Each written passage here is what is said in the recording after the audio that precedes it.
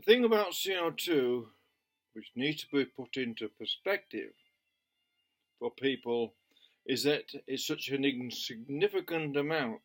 Human contribution is such an insignificant amount of the old total gases into the atmosphere, and CO2 itself, of 400 parts per million, is still a very insignificant amount of a compound gas vital to life itself, that is produced by life itself by organic interaction,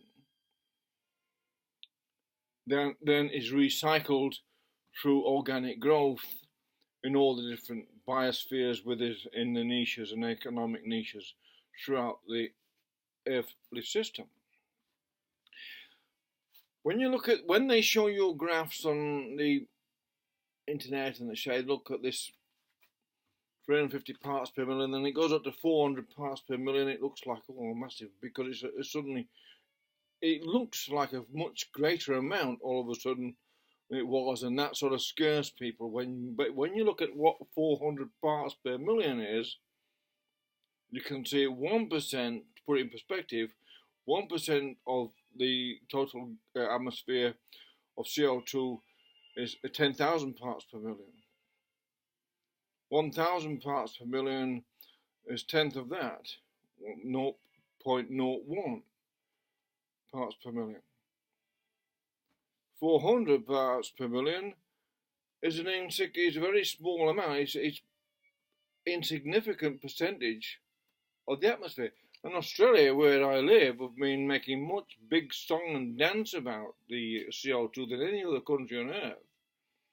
It makes the least contribution of all industrial or modern countries on earth, other than probably New Zealand. The fact that New Zealand thinks it's evolved at all means New Zealand maybe is a little bit crazy after all. But Australia's contribution to global CO2 is 1/5 of 1 part per million.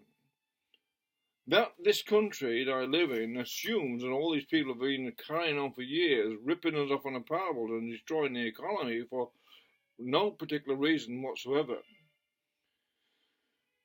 When you look at the actual contribution of humans, or Australia's contribution to CO2 is 1/5 of a part per million, how you can reduce that anymore and make any difference either way, well, it's obviously you can't. What they're not telling you about CO2 though, and then they say it's a greenhouse gas, and maybe it is, but under the fact, what they're not telling you, as far as I'm concerned, it's the most important and vital compound gas in the atmosphere because it provides life for all the living systems. But what they don't tell you, they seem to be forgetting that methane is a far, far greater contributor to keeping the earth warm, the atmosphere warm enough for us to live here, by the decay of matter, and then carbon dioxide is an interaction between life and the biosphere itself. That's what it is. We take in oxygen and we give off carbon dioxide, and trees reverse the process, and it's a symbiotic relationship we have within nature that's been going on for millions and millions of years. And the more organic activity there is on Earth, the more CO2 will be produced. It's natural. That's a natural. It shows that humans are very, very successful if they're making more CO2, but they're not endangering the planet. They're actually helping, if you like, add to the biodiversity by adding more of what the biodiversity needs, CO2, to produce more of its organic growth to look after the human population. Where the left are totally wrong is they do not understand that the science involved here is economic and evolutionary, and it's to do with anthropology, not actual what they call climate science, which is there's no such thing as climate science. There's an inquiry into climates which is scientific, but if you take into account all the different aspects and sciences involved, anthropology, paleontology, geology, geography, meteorology, and geography, as I said, that history, biology, all those things are taken into account, and the solar and lunar gravities, the actual dynamics of the Earth itself, all and tectonic plate actions are all parts of the study of climate change.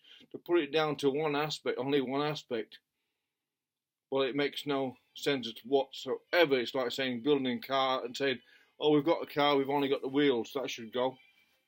Just got the wheels and that's it, that's the car complete. That's how ridiculously misleading the idea that CO2 made by humans is causing a change in the climate. It's not possible. It is not possible. And because methane is a greater contributor to keeping the Earth warm other than the sun, then obviously they're not actually explaining anything clearly. The other aspect about this, what should bother anyone who loves the environment, I love the environment and I'm an environmentalist, and absolutely have been all my life, I've not just come new to this. The thing about it is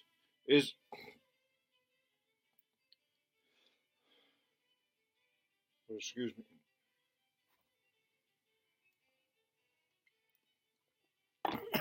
The thing about it is, the wealthier people get, the less degrading they are to the environment. But the Greens and the left and the Liberals are against people in Africa getting wealthy because they said if they keep themselves poor, well, they won't cause climate change because they won't be creating any more CO2, which shows you how little they understand about humanity, the environment, and economics, and what actually causes degradation of the environment and natural world, the world the animals live in, the other animals live in, is poverty itself is a greater cause of the destruction of forests in Brazil, for instance, destructing massive amount of biodiversity in Brazil because of poverty.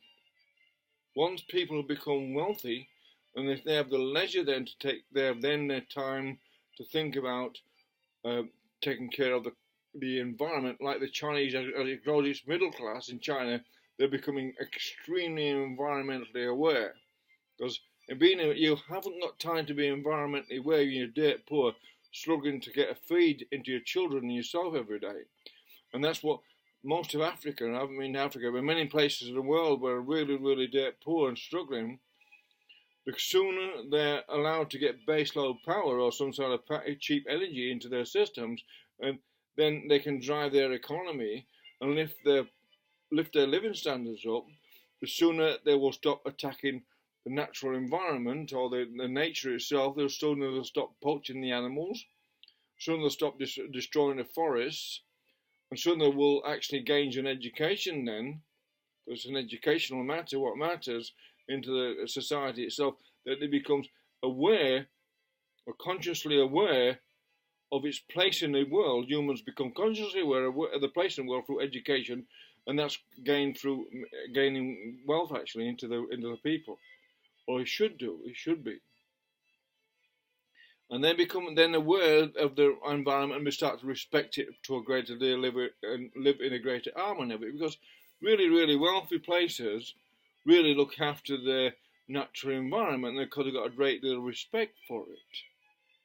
But really, people that are struggling, they burn off the forest in Indonesia or whatever, they burn, and the Aboriginals burn off the forest in the grasslands of Northern Territory and create massive amount of CO2 every year, because that's what they don't know any better. But once they become wealthy and working in the middle class, they won't be doing that. They're more sort of in balance with nature. But it's not wealthy people, middle class wealthy people, creating damage to the environment. It's mostly poverty what creates damage to the environment. And the idea that you can keep people poor will somehow stop climate change, like the left are trying to propagate by causing poverty through high energy bills into the West, actually creating poverty where there was wealth, when there should be no poverty at all, or hardly any. But the people behind the climate change paraphernalia, propaganda, are creating poverty in the West, and therefore degrading the human environment, the human social environment, human business environment, human work environment. And these things are not taken into account. So this thing about CO2 being somehow a danger to humanity, or for some reason I try to make it, is CO2 is a benefit to the humanity because it creates organic growth to a point. I have no idea at what point it becomes a danger. It's quite a high amount. It's in the 5, 6, 700 parts per million it must be, because how it sits in the atmosphere, does it sit in lumps, in clumps? Is it spread evenly throughout? It's not. It's like salt. It's variable throughout the atmosphere. So you cannot actually say it's a global effect anyway, because the CO2 is in different places all over the globe. But human CO2 is beneficial because it's such a small amount, 400 parts per million. It's such an insignificant amount of CO2 when it comes to the that's the actual global amount, and human part of that is 5%, which is what, 40 parts per million, 20 parts per million. No, sorry, 80 parts per million. I'm losing my mind after my whiskey. 80 parts per million is human contribution to global CO2. And that should put it in perspective. It's such a small amount that humans are doing. You can see it. And the thing what's bailed the cat here, the thing what's let the canary and the cat out of the bag, is that Pakistan has just announced it's going to create and develop a billion ton deposit of coal for the benefit of its people, because it knows it's electricity that drives the wealth of the people. It's not the coal, it's not oil, it's not fossil fuel. It's the result of that, which is the capital, which is the electricity. How that is used within the economy is the basis for all gain of wealth into the planet by the people. And the mistake you can regulate and gain the wealth to the economy by adjusting interest rates, because you've inflated the price of energy, will always lead to depressions and recessions. If you regulate the price of energy so that you can keep the economy going, you avoid recessions and you avoid depression. But interest rates is not the way. It just increases speculation and inflates all negative costs, and that's bad for the human environment, and also then degrades the whole environment at all. What is environment? Anyway, I just thought I'd put that, and sorry about the